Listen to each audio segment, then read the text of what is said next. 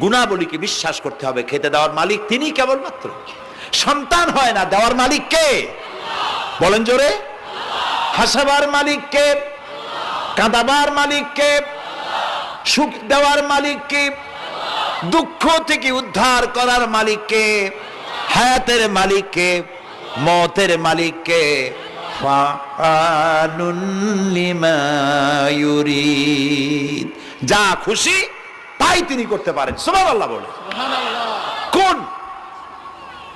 Calf আর নুন, দুটি অক্ষর, যখন যা ইচ্ছে করেন হয়ে যায়। আল্লাহর এই গুণকে বিশ্বাস করলে মানুষ শিরক থেকে বাঁচতে পারবে। মাজার মুখী হবে না মুসলমান, মসজিদ মুখী হবে তখন।